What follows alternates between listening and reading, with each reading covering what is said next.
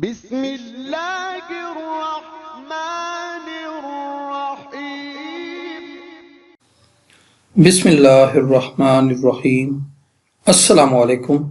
आज हम second year का चैप्टर नंबर 7 पढ़ेंगे, जिसका नाम है वेक्टर्स। वेक्टर्स मैथ्स, फिजिक्स और इंजीनियरिंग में बेतहाशा इस्तेमाल होते हैं। असल में वेक्टर्स के साथ हमें स्केलर्स के मुतल्लिक भी पता होना चाहिए कि स्केलर्स और वेक्टर्स दरअसल होते क्या हैं। तो स्केलर एक ऐसी चीज होती है, एक ऐसी क्वांटिटी होती है कि जिसको बयान करने के लिए हमें सिर्फ उसकी मैग्नीट्यूड बतानी पड़े, जैसे कि mass, length, temperature, speed and work. जबकि वेक्टर में हमें बोथ मैग्नीट्यूड और डायरेक्शन बताना जरूरी होता है। अब अगर इसको हम समझें कि ये स्केलर और वेक्टर में फर्क क्या है और ये आम रोजमर्रा जिंदगी से कैसे जोड़ी जा सकती हैं, तो इसकी मिसाल लें कि अगर आप किसी दुकान पर घी लेने जाएं तो आप उससे कैसे मांगेंगे कि 2 किलो घी दे दें। देखें, हमने मास सिर्फ बताया है कि 2 किलोग्राम मिकदार चाहिए। क्या आपने उसको कभी कहा कि हमें 2 किलोग्राम घी दे दें मशरिक की तरफ? नहीं। क्यों? क्योंकि जब हमें कोई चीज मास में चाहिए, मिकदार में चाहिए, वजन में चाहिए, तो हमें वजन बताने के लिए उसकी डायरेक्शन बताना जरूरी नहीं है। इसीलिए मास स्केलर क्वांटिटी है। लेकिन अगर मैं आपको कहूं कि आप अपनी मैथ्स की बुक पे फोर्स लगाएं, तो फिर आपको सोचना पड़ेगा कि एक फोर्स कितनी होनी चाहिए और नंबर 2 उसकी डायरेक्शन क्या हो। तो अब मैं चले आपको कहता हूं कि 10 न्यूटन फोर्स लगाएं, तो चले आप 10 न्यूटन की फोर्स तो लगा लेंगे, लेकिन अब मैंने आपको डायरेक्शन तो नहीं बताई। क्या आप बुक को नीचे की तरफ दबाएंगे, फोर्स लगाएंगे, या फिर बुक को जो है वो जनूब की तरफ जो है वो धकेलेंगे, या फिर उसको ऊपर की तरफ उठाएंगे? तो देखें, हमें फोर्स लगाने के लिए मैग्नीट्यूड के साथ साथ डायरेक्शन भी जो है वो बतानी पड़ती है। तो ऐसी तमाम क्वांटिटीज जिसमें मैग्नीट्यूड के साथ साथ डायरेक्शन भी बतानी पड़े, वो वेक्टर्स कहलाते हैं। और हम इस चैप्टर में सिर्फ और सिर्फ वेक्टर्स के मुतालिक ही पढ़ेंगे। अब वेक्टर्स को जाहिर किस तरह किया जा सकता है? देखें, ये मैंने 2 पॉइंट्स लिए, एक पॉइंट है ए और एक पॉइंट है बी, और ए से भी एक स्ट्रेट लाइन ड्रा की है, एक रे ड्रा किया है। ये जो ए है इनिशियल पॉइंट है और बी इसका टर्मिनल पॉइंट है। जहां पे ये एरो हेड डला है वो टर्मिनल पॉइंट होगा, और इस वेक्टर को हम नाम दे देते हैं यू का। तो यू वेक्टर बेसिकली ये ए बी है। अब चूंकि ये वेक्टर है तो इसकी कोई डायरेक्शन भी होगी और इसकी मैग्नीट्यूड भी होगी। तो डायरेक्शन तो वो हो गई जिस तरफ ये एरो हेड डला हुआ है, और मैग्नीट्यूड को हम जाहिर कैसे करेंगे और कैसे जो है वो निकालेंगे, ये हम आगे देखेंगे। मैग्नीट्यूड को नॉर्म भी कहते हैं, या फिर असल में वो लेंथ होती है। तो अगर आपको कहा जाए कि किसी वेक्टर की मैग्नीट्यूड फाइंड आउट करें, तो असल में हमने उसकी लेंथ को मेजर कर लेना होता है। यानी कि आप फुटा लें और उस वेक्टर को नाप लें कि वो उसकी लेंथ क्या है, वो उसकी मैग्नीट्यूड होगी, या उसको नॉर्म कहेंगे, या सिंपली लेंथ। और इसको जाहिर कैसे करते हैं? देखिए, आपके पास वेक्टर जो है वो ए बी था। अब अगर आप उस ए बी के गिर्द 2 डंडे डाल दें तो ये उसकी मैग्नीट्यूड हो जाएगी। या अगर आपने उसको यू कहा हुआ है सिंपली, तो यू के गिर्द डंडे डाल दें। या फिर अगर आप अकेला यू लिखें और ऊपर या नीचे कहीं पर भी एरो हेड या लाइन ना डालें, तो ये भी मैग्नीट्यूड को शो करता है। यानी कि जब भी आप वेक्टर को लिखें मैथ्स में या किसी सवाल में, तो आपको उसके ऊपर ये डंडा डालना इंतहाई जरूरी है, ये एरो हेड बनाना इंतहाई जरूरी है। चले अब हम पढ़ते हैं set of vectors in plane या आर स्क्वायर। तो असल में ये ऑर्डर्ड पेयर्स होते हैं। ऑर्डर्ड पेयर्स का क्या मतलब होता है कि एक ऐसा जोड़ा जिसमें नंबरों को आगे पीछे नहीं किया जा सकता। देखिए आपने मैट्रिक में भी ऑर्डर्ड पेयर पढ़े थे, लेकिन वो पैरेंथेसिस में थे, या जिसको आप राउंड ब्रैकेट्स कहते हैं, जैसे आप पॉइंट लिखते होते हैं। अभी आगे आएगा तो हम देखेंगे। अब ये ऑर्डर्ड पेयर है, इसमें x की जगह पे y नहीं आ सकता और y की जगह पे x नहीं आ सकता। ये x और y हैं क्या? ये रियल नंबर्स हैं। लेकिन अब एक शर्त है कि इसका एडिशन रूल और इसकी स्केलर मल्टीप्लिकेशन, ये रूल्स हमने साथ डिफाइन किए हैं कि x वाला जो है वो x में ऐड होगा और y वाला y में ऐड होगा। और अगर हम कोई एक नंबर इससे मल्टीप्लाई करवाएंगे, मिसाल के तौर पे 2, तो वो दोनों के साथ मल्टीप्लाई हो जाएगा, यानी कि 2x और 2y बनेगा। तो ये रूल्स डिफरेंट हैं। देखें एडिशन में कि तो सारे ही ऐड होने चाहिए आपस में इकट्ठे, लेकिन नहीं, x वाला x में ऐड होगा, y वाला y में ऐड होगा। तो असल में अब ये तमाम वेक्टर्स को जो है वो इकट्ठा कर लें तो वो सेट बन जाएगा। और प्लेन में क्यों कह रहे हैं, या आर स्क्वेयर, बेसिकली वो x और y, ये थोड़ी सी बड़ी क्लास की बात है। जो आपका x एक्सिस होता है वो भी एक रियल लाइन होती है, जो आपका y एक्सिस होता है तो ये भी एक रियल लाइन होती है। फिर ये r क्रॉस r होके वो जो कार्टियन प्रोडक्ट्स ऑफ टू सेट्स है ये आर स्क्वेयर बन जाता है। इसको आप प्लेन भी कहते हैं।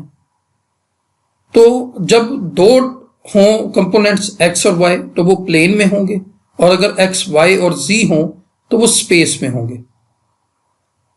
तो ये x y देखें, यहां पे मैंने लिखा है कि ये जो वेक्टर है आपके पास x y, ये बेसिकली ऑर्डर्ड पेयर्स है नंबर का, ये पॉइंट नहीं है प्लेन में।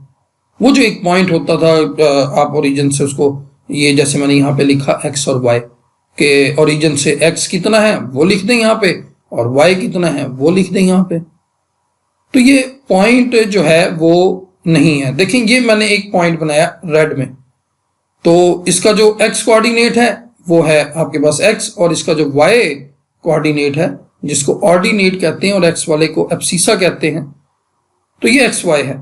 जबकि वेक्टर क्या है वो ओरिजिन से हमने बनाया है इस तक, और ये एरोहेड डाला। देखिए इनिशियल पॉइंट इसका जो है वो 0 है और इसका जो टर्मिनल पॉइंट है वो है p।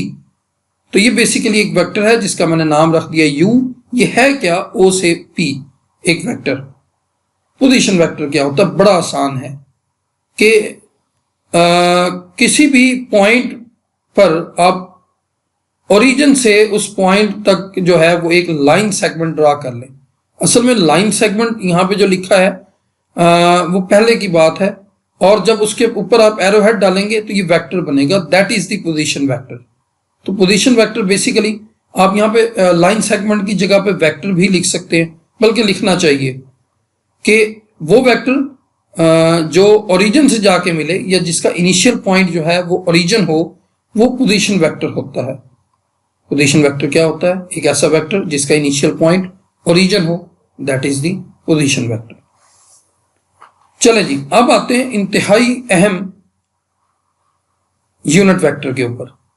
यूनिट 1 को कहते हैं, यानी कि एक ऐसा वेक्टर जिसकी आप मैग्नीट्यूड लें तो वो 1 हो जाए।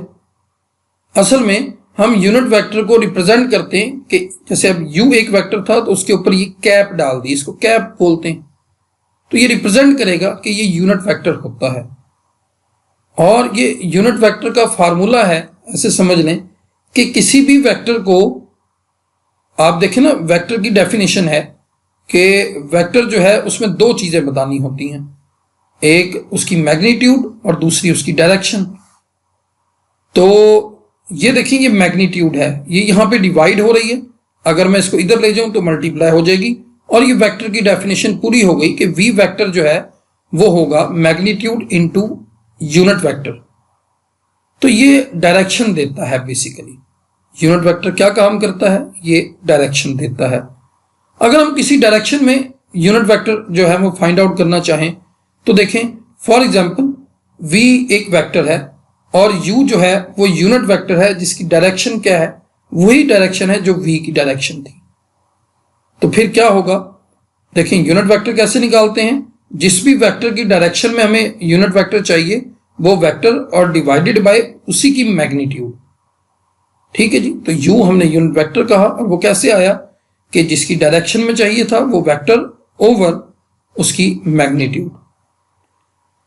अब ये कुछ यूनिट वेक्टर्स डायरेक्शंस हमने पर्टिकुलरली मखसूस की हुई हैं कि आई एक यूनिट वेक्टर है और इसको हमेशा हम लिखते हैं, हम कहते हैं कि ये अलोंग द एक्स एक्सिस है। मतलब ये जिस भी वेक्टर के साथ डला होगा हमें डायरेक्शन पता चल जाएगी कि ये वाला जो वेक्टर है, ये जो इसके साथ मैग्नीट्यूड पड़ी है, ये हमने एक्स एक्सिस के अलोंग जाना है। जिसके साथ जे लगा होगा हमें पता चल जाएगा कि ये वाई एक्सिस के अलोंग है। ठीक है जी, ये हमने पर्टिकुलरली मखसूस किए हुए हैं। और अभी तक हम चूंकि दो दो में पढ़ रहे थे, ये तीसरा है जब हम स्पेस में जाएंगे तो जिसमें तीनों एक्सिस होते हैं, आपके एक्स एक्सिस, वाई एक्सिस और जेड एक्सिस, बेसिकली आपका रियल वर्ल्ड। ये जो आप दुनिया में रह रहे हैं ये 3 डायमेंशनल है, तो उसमें हम के भी यूज करते हैं। तो आई में एक्स की वैल्यू होगी चूंकि मैग्नीट्यूड 1 है और वाई 0। सिमिलरली जे में एक्स 0 होगा, वाई चूंकि मैग्नीट्यूड है तो 1 लेंगे, यूनिट वेक्टर है। और इसी तरह के में ये तीसरा जो कोऑर्डिनेट है आपका वो 1 होगा और बाकी 2 जो है वो 0 होंगे। अब कुछ डेफिनेशंस हैं जो कि अहम है और पेपर में पूछी जा सकती हैं। इक्वल वेक्टर्स क्या होते हैं? 2 वेक्टर्स इक्वल होंगे अगर उनकी मैग्नीट्यूड और डायरेक्शन जो है वो क्या हो जाए, सेम हो जाए। ठीक है जी, मैग्नीट्यूड भी सेम होनी चाहिए और डायरेक्शन भी सेम होनी चाहिए। अब आ जाए पैरेलल वेक्टर्स। ये पैरेलल वेक्टर्स क्या होते हैं? 2 वेक्टर्स पैरेलल होंगे कि जब वो एक दूसरे के नॉन जीरो स्केलर मल्टीपल हों। जैसे कि जब हम इस v को किसी स्केलर नंबर k से मल्टीप्लाई करते हैं तो u आ जाता है।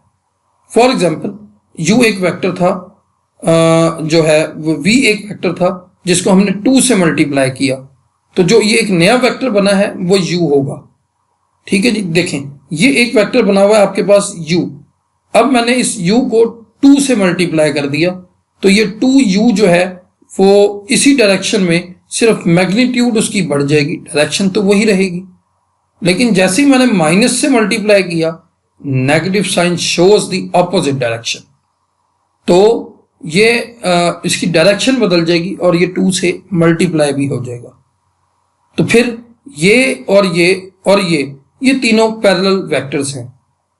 देखें पैरेलल वेक्टर्स में असल में पैरेलल वेक्टर की डेफिनेशन ये होनी चाहिए कि the vectors which makes the same angle with x axis, जो एक्स एक्सिस के साथ सेम एंगल्स बनाएं वो पैरेलल वेक्टर्स होते हैं। वो एंगल 0 डिग्री भी हो सकता है और 180 डिग्री भी। और जब 180 हो तो आपने उसका नाम मखसूस कर दिया है कि वो जो है क्या होंगे, एंटी पैरेलल होंगे। तो एंटी पैरेलल हम वेक्टर्स को कब कहते हैं? जब डायरेक्शन ऑपोजिट हो। अब बारी आती है नल वेक्टर की। नल वेक्टर कोई वेक्टर नहीं होता जिसका इनिशियल और टर्मिनल पॉइंट जो है वो क्या हो जाए, सेम हो जाए। देखें हमने यहाँ पे जो है वो ऊपर एक वेक्टर को उसकी ज्योमेट्रिकल इंटरप्रिटेशन देखी थी। ये इसका इनिशियल पॉइंट है और ये इसका टर्मिनल पॉइंट है। अगर मैं इन दोनों को मिला दूं तो आप देखें कि एक पॉइंट बच जाएगा, that points called null vector. तो नल वेक्टर जो है उसकी मैग्नीट्यूड 0 होती है जबकि उसकी जो डायरेक्शन है वो आर्बिट्रेरी होती है। आर्बिट्रेरी से क्या मुराद है कि आप जिस सिमत में चाहें उसे सोच लें, तसव्वुर कर लें, उसकी वो तमाम सिमतों में होता है। जब वो है ही नहीं तो फिर उसकी सिमत क्या बताएं, तो कहते हैं कि आर्बिट्रेरी डायरेक्शन है। देखिए हम वेक्टर्स को इस तरह भी लिख सकते हैं। देखें ये वेक्टर है एक्स वाई और ये एक्स चूंकि एक्स एक्सिस के अलॉन्ग है तो देखिए हमने साथ उसकी यूनिट वेक्टर डाला आई और नीचे यूनिट वेक्टर के आप ये डंडा डाल दें या उसके ऊपर कैप डाल दें, ये एक ही बात है। और सिमिलरली चूंकि ये वाई कंपोनेंट था तो उसके साथ हमने क्या डाला, j. X and y are the component of vector u. अब बात करते हैं इस वेक्टर की मैग्नीट्यूड की। तो जब वेक्टर की मैग्नीट्यूड लेंगे तो असल में वो उसके कंपोनेंट्स का सम स्क्वायर करके उसको सम करेंगे और फिर उसके ऊपर क्या ले लेंगे, स्क्वायर रूट ले लेंगे। ये कुछ बातें आपको सवालों में अच्छी समझ आ जाएंगी। अब एक वेक्टर है ए बी और हमने इसको पोजीशन वेक्टर्स में लिखना है। देखें एक जो है वो ये ए बी वेक्टर था हमारे पास, हमने क्या किया, ये जो पॉइंट था इसका पोजीशन वेक्टर ड्रा किया। मैंने आपको बताया है कि पोजीशन वेक्टर क्या होता है, एक ऐसा वेक्टर जिसका इनिशियल पॉइंट जो है वो क्या हो, ओरिजिन हो। तो ओरिजिन से लेके इस पॉइंट तक एक वेक्टर ड्रा किया जो था ओ ए और ये ओ बी है।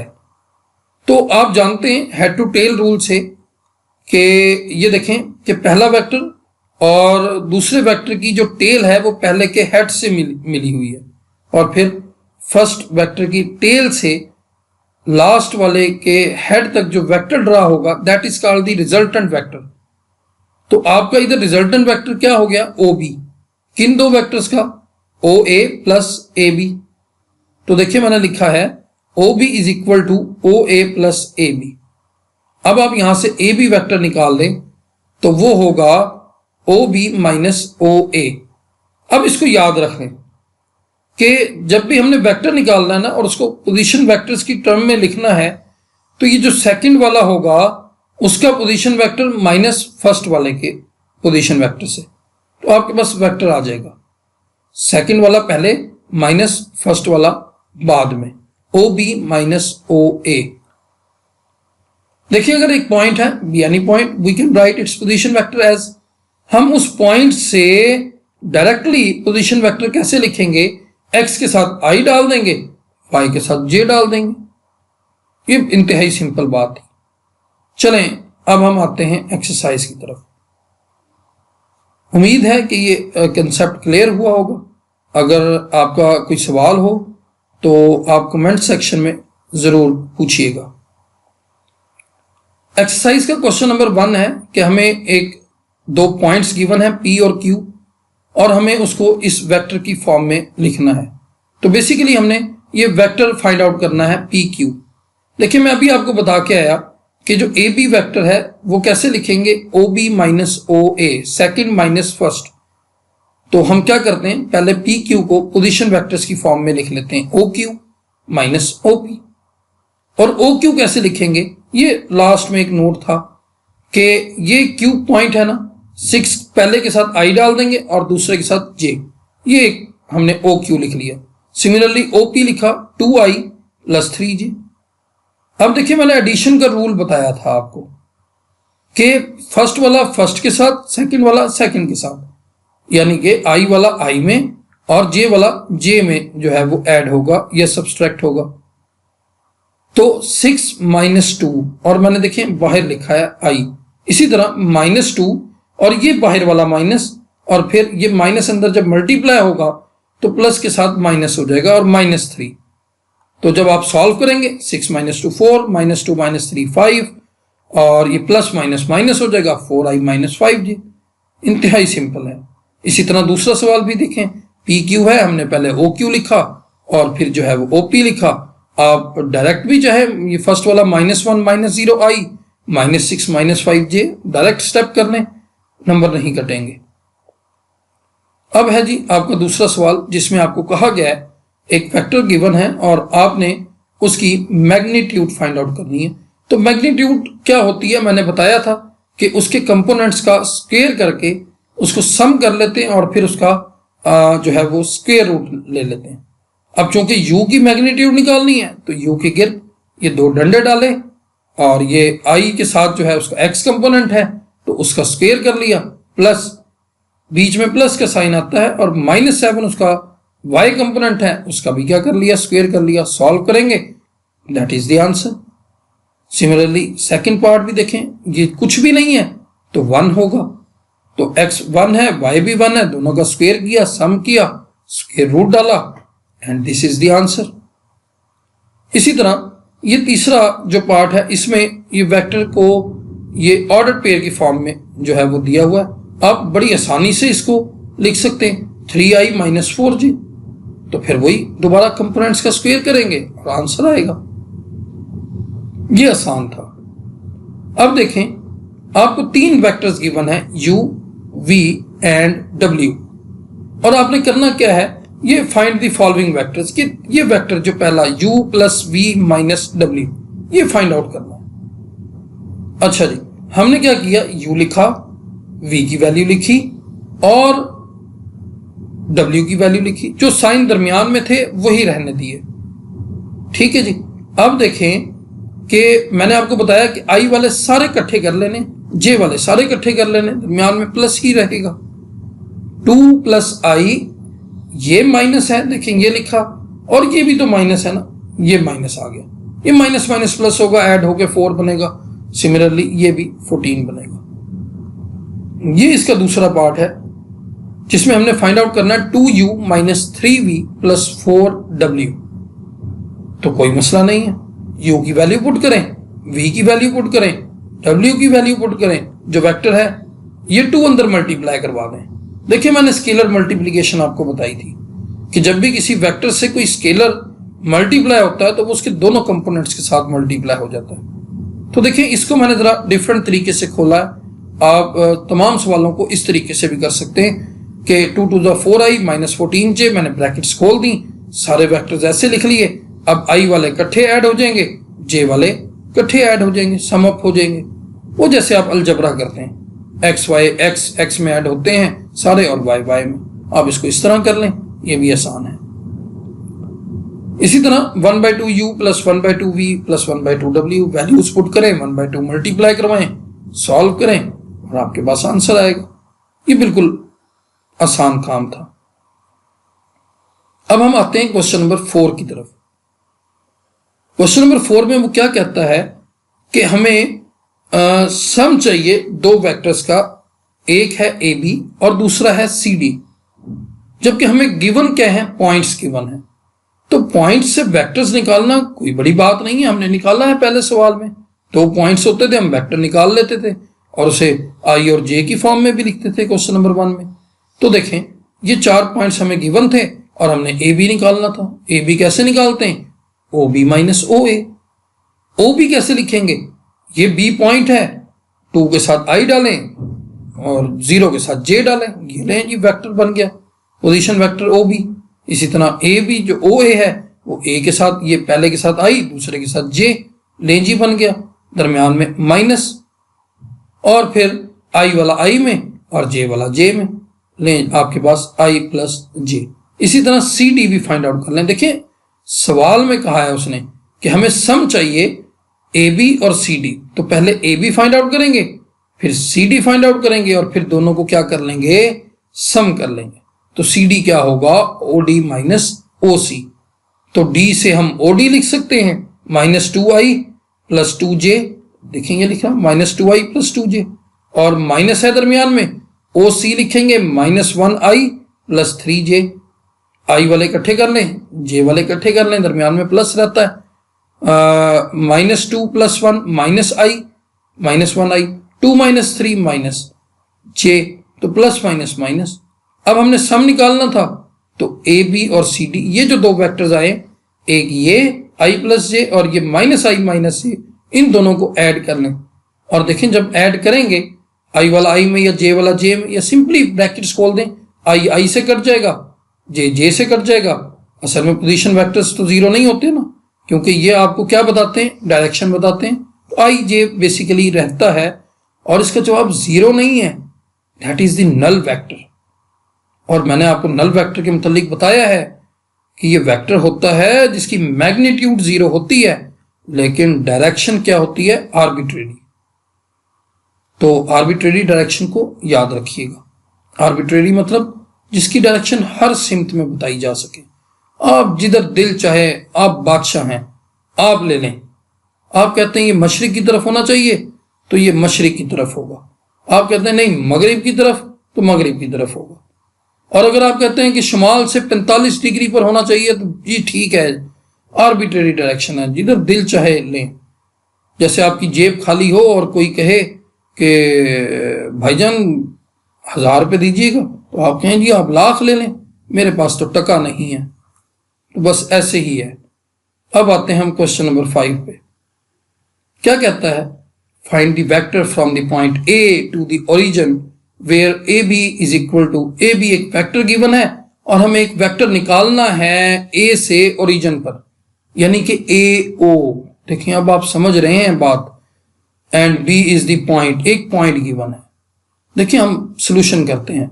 We have to find the vector from A to the origin O, यानी कि ए ओ निकालना है हमने। जबकि हमें गिवन क्या है, दो चीजें, एक तो वेक्टर ए बी गिवन है और दूसरा एक पॉइंट जस्ट गिवन है। जबकि हम जानते हैं कि ए बी जो है वो क्या होता है, ओ बी माइनस ओ ए। तो इसमें से ओ ए निकाल लें, ये उधर आके प्लस हो जाएगा और ये जो ए बी पड़ा है उधर जाके माइनस हो जाएगा।